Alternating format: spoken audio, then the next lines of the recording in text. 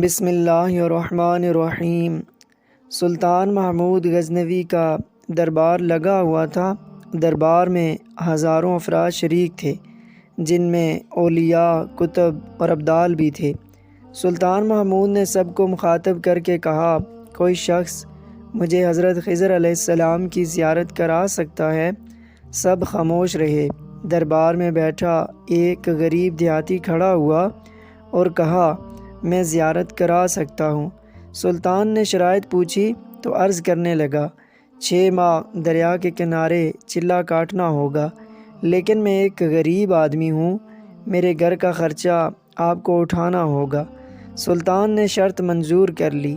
اس شخص کو چلے کے لیے بھیج دیا گیا اور گھر کا خرچہ بادشاہ کے ذمے ہو گیا۔ 6 ماہ گزرنے کے بعد سلطان نے اس شخص کو دربار میں حاضر کیا اور پوچھا تو دیہاتی کہنے لگا، حضور کچھ وظائف الٹے ہو گئے ہیں، لہٰذا 6 ماہ مزید لگیں گے۔ مزید 6 ماہ گزرنے کے بعد سلطان محمود کے دربار میں اس شخص کو دوبارہ پیش کیا گیا تو بادشاہ نے پوچھا، میرے کام کا کیا ہوا؟ یہ بات سن کے دیہاتی کہنے لگا، بادشاہ سلامت، کہاں میں گناہ گار اور کہاں حضرت خضر علیہ السلام، میں نے آپ سے جھوٹ بولا، میرے گھر کا خرچہ پورا نہیں ہو رہا تھا، بچے بھوک سے مر رہے تھے، اس لیے ایسا کرنے پر مجبور ہوا۔ سلطان محمود غزنوی نے اپنے ایک وزیر کو کھڑا کیا اور پوچھا، اس شخص کی سزا کیا ہے؟ وزیر نے کہا، سر، اس شخص نے بادشاہ کے ساتھ جھوٹ بولا ہے، لہٰذا اس کا گلا کاٹ دیا جائے۔ دربار میں ایک نورانی چہرے والے بزرگ بھی تشریف فرما تھے۔ کہنے لگے، بادشاہ سلامت، اس وزیر نے بالکل ٹھیک کہا۔ بادشاہ نے دوسرے وزیر سے پوچھا، آپ بتاؤ۔ اس نے کہا، سر، اس شخص نے بادشاہ کے ساتھ فراڈ کیا ہے، اس کا گلا نہ کاٹا جائے بلکہ اسے کتوں کے آگے ڈالا جائے تاکہ یہ ذلیل ہو کے مرے، اسے مرنے میں کچھ وقت تو لگے۔ دربار میں بیٹھے اسی نورانی چہرے والے بزرگ نے کہا، بادشاہ سلامت، یہ وزیر بالکل ٹھیک کہہ رہا ہے۔ سلطان محمود غزنوی نے اپنے پیارے غلام ایاز سے پوچھا، تم کیا کہتے ہو؟ ایاز نے کہا، بادشاہ سلامت، آپ کی بادشاہی سے 1 سال ایک غریب کے بچے پلتے رہے، آپ کے خزانے میں کوئی کمی نہیں آئی اور نہ ہی اس کے جھوٹ سے آپ کی شان میں کوئی فرق پڑا۔ اگر میری بات مانیں تو اسے معاف کر دیں، اگر اسے قتل کر دیا تو اس کے بچے بھوک سے مر جائیں گے۔ ایاز کی یہ بات سن کر محفل میں بیٹھا وہی نورانی چہرے والا بابا کہنے لگا، ایاز بالکل ٹھیک کہہ رہا ہے۔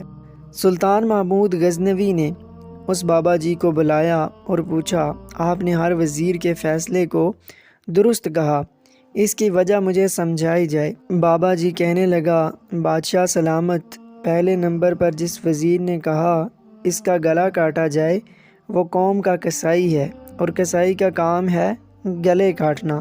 اس نے اپنا خاندانی رنگ دکھایا، غلطی اس کی نہیں، آپ کی ہے کہ آپ نے ایک قصائی کو وزیر بنا لیا۔